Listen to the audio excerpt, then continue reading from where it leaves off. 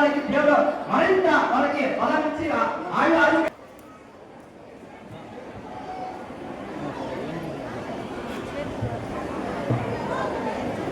అనగానే ఒక పాట పాడాలనుకుంటున్నాను.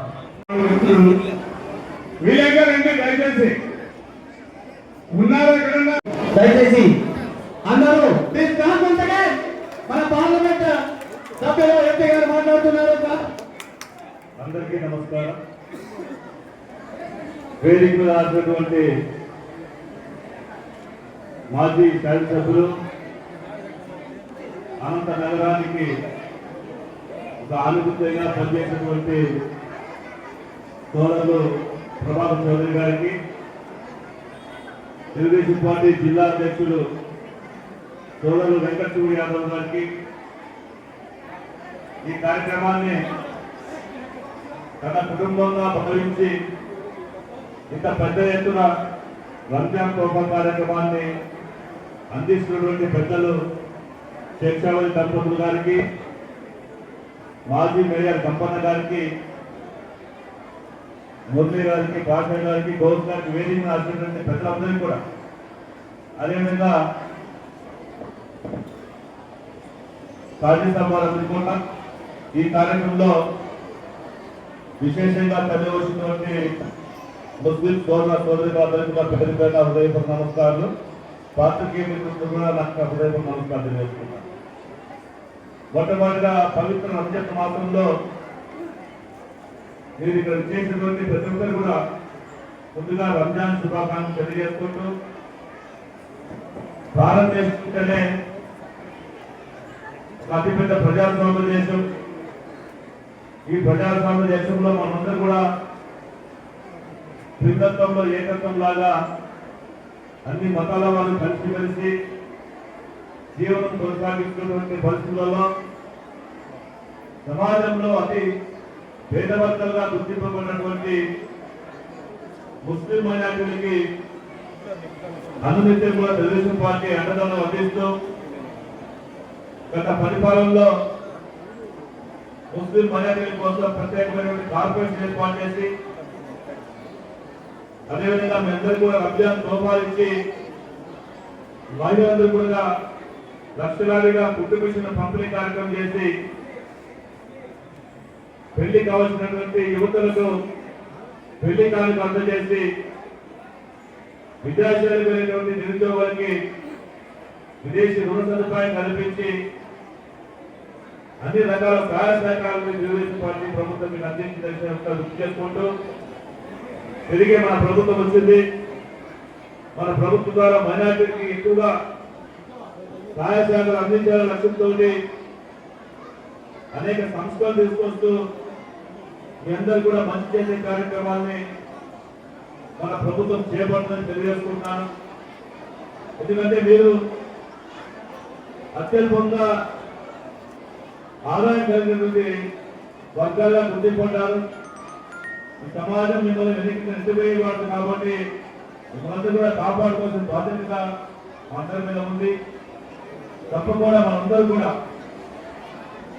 చంద్రబాబు గారి నాయకత్వంలో సంక్షేమ కార్యక్రమంగా ఎక్కువగా అందుకొని మన పిల్లల్ని బాగా చదివించుకొని తద్వారా వాళ్ళు మంచి ఉన్నతమైన స్థానంలో మన పిల్లల్ని చూసుకొని ఒక ఆరోగ్యకరమైనటువంటి వాతావరణంలో వారందరూ కూడా ఈ ప్రభుత్వం జీవన అందిస్తుంది.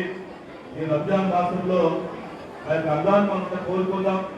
ఈ రాష్ట్రం బాగుండాలి, ఈ రాష్ట్రంలో సంక్షేమం మంచిగా జరగాలి, అభివృద్ధి ఇంకా బాగా జరగాలి.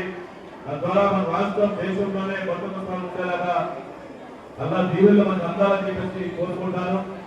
అదేవిధంగా ఈరోజు చాలా మంది పెద్దలు చెప్పారు, ఎంత సంపాదించినా అందులో కొంత సహాయం చేయకపోతే సంపాదనకు విలువ ఉండదు. అలాంటి ఆలోచనతో మాజీ ఎస్పీ గారైనటువంటి శిక్షావళి గారి ఈరోజు ఒక కిలో 600 రూపాయలు విలువ చేసినటువంటి వస్తువులని రంజాన్ మాసం సందర్భంగా మీ అందరికీ అందజేస్తున్నారంటే వారి దేవులు మెండుగా ఉండాలి. మీరందరూ కూడా దువా చేసి వారి కుటుంబం చల్లగా ఉండాలి. ఇలాంటి కార్యక్రమాలు ఇంకా ఎక్కువగా చేపట్టడం కోసం మనతో ఆశీర్వాదం కల్పించాలని కోరుకుంటున్నాను. ఈరోజు నిజంగా చాలా సంతోషంగా ఉంది.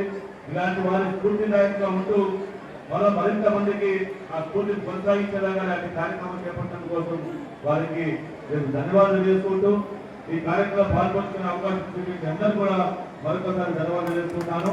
ఎందుకంటే గత సమావేశంలో మీతో మాట్లాడడం జరిగింది. చాలా మందికి ఇల్లు లేవు కాబట్టి ఆ ఇల్లు ఇచ్చే కార్యక్రమాన్ని కూడా త్వరలో చేపట్టడం జరుగుతుంది. వాటి కోసం ప్రవర్తన జరుగుతూ ఉంది. మన ప్రభాకర్ చౌదరి గారు ముందు మాట్లాడుతున్నారు. మీరు నగరంలో చాలా మంది ముస్లిం సోదరులందరూ కూడా ఇల్లు లేవు, మనం ఇల్లు చేయించాల్సిన అవసరం చెప్పి వారు కూడా తెలియజేస్తారు. కాబట్టి అందరూ కృషితోటి తప్పకుండా మనందరికీ కూడా ఏవైతే ఇల్లు పంపిణీ కార్యక్రమం కావచ్చు, లేకపోతే కూడా సంక్షేమ కార్యక్రమం కావచ్చు, అన్ని కూడా తీసుకొచ్చేటువంటి ప్రయత్నం మనం చేద్దామని తెలియజేసుకుంటూ మీ అందరి మధ్యలో మాట్లాడే అవకాశం ఇచ్చినటువంటి పెద్దలందరూ కూడా భరోసా ధన్యవాదాలు చేసుకుంటూ ముగిస్తాను. Thank you. మా మేడం గారే నేను కానీ కుటుంబం వ్యవసాయం ఉంటే కానీ మనకు ఎవరో మా ఇంట్లో మీరు ఎవరితో మీరు తీసుకోండి. పైసా ఒకటి ఇవ్వండి, పైసా ఒకటి తీసుకోండి. కాబట్టి సహాయం చేస్తాను, ఉండాలి, అభివృద్ధికి బాధ్యత అంటున్నారు. మాట చెప్తే నమ్మకండి. ఆ నా విషయంలో మాత్రం ఒకటే చెప్తున్నా, సార్ మనం ఎంత ప్రోగ్రాం చేశారు ప్రధానమంత్రి గారు హైదరాబాద్ లో, అదేం ప్రోగ్రాం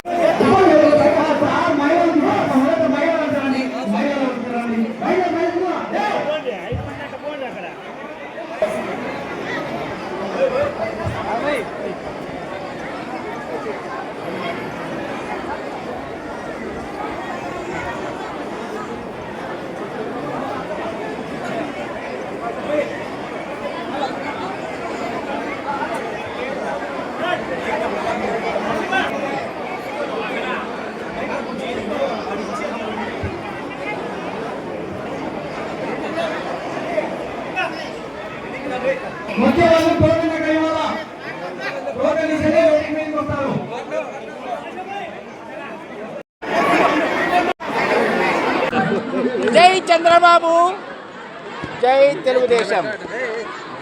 నేను కర్నూలు ఎస్పీగా పనిచేసేటప్పుడు సారు ఈ యొక్క రంజాన్ తోఫా ప్రోగ్రాం నంద్యాలలో లాంచ్ చేశారు.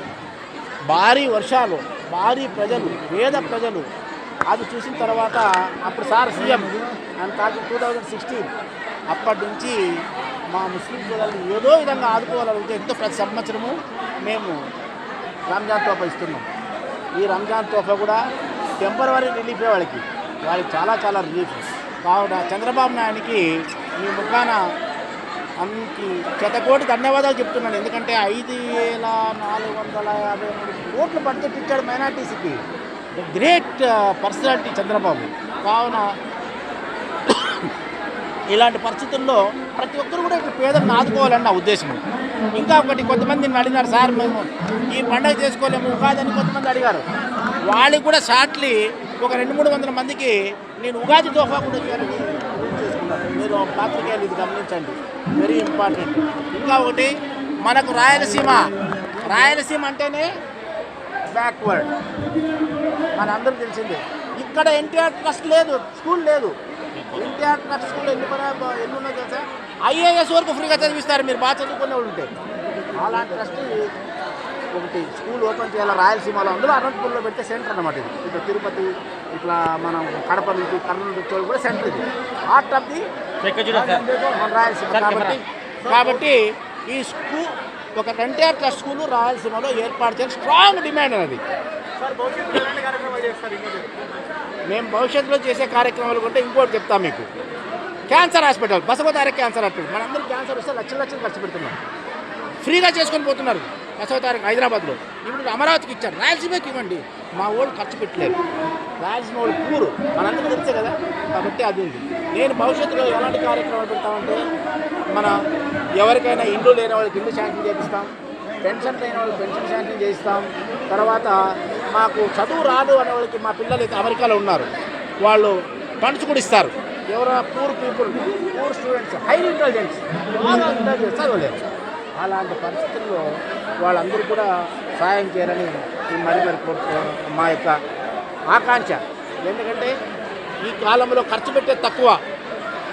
ఎవరైనా కానీ ఖర్చు పెడితే దానికి, ఇప్పుడు నా దగ్గర ఒక 500 రూపాయలు ఉంది అనుకోండి, ఈ 500 రూపాయలు ఖర్చు పెట్టేస్తాను, నీకు ఇచ్చాను అనుకో, నాదే అది. ఇది ఎవడైనా కొట్టేసుకుపోయినాడు అనుకో, నాది కాదు కదా. అట్లా పరిస్థితి అట్లా మీరు జాగ్రత్తగా ప్రజలంతా కూడా ఎక్స్పెషల్లీ మైనారిటీస్ అదర్ క్యాస్ట్లో కూడా చాలా పూర్ ఉన్నారు. చెప్తుంది కదా మీకు, వాళ్ళకు కూడా ఉగాది తోప ఇవ్వాలని ఉంది. నెక్స్ట్ ఉగాది తోపాలో కలుసుకుందాం మనం. ఓకే, అక్కడ మేడం గారే మాకంతా ఇన్స్పిరేషను. నన్ను ముందుకు తీసుకుపోయేది ఆమె, మా సంసారం తీసుకుపోయేది కూడా ఆమె. ఈ సీఎం నేను అదే కెమెరా. జై చంద్రబాబు, జై లోకేష్. మనకు చంద్రన్న మహిళల కోసము ఎన్నో పథకాలు తీసుకొచ్చారు. పథకాలన్నింటినీ కూడా మన వాళ్ళు వినియోగించుకోవాలి. ఇప్పుడు అదిగాక ఆర్థిక పరంగా మైనార్టీలు చాలా వెనుకబడి ఉన్నారని సార్తో చెప్పడం అయింది. సారు తప్పకుండా ముందుకు తీసుకొస్తానమ్మా మైనార్టీస్ కోసమే సపరేట్గా పథకాలన్నీ కూడా తీసుకొస్తాము. మీ వాళ్ళందరినీ కూడా చదువు పరంగా పిల్లలందరినీ కూడా అభివృద్ధిలోకి తీసుకొస్తాను అని చెప్పారు. తప్పకుండా చంద్రబాబు గారు సార్ మా పథకాలన్నీ వినియోగించుకొని ప్రజాదేవుడైన ప్రజల కోసమే సర్వీస్ చేస్తున్నారు సారు.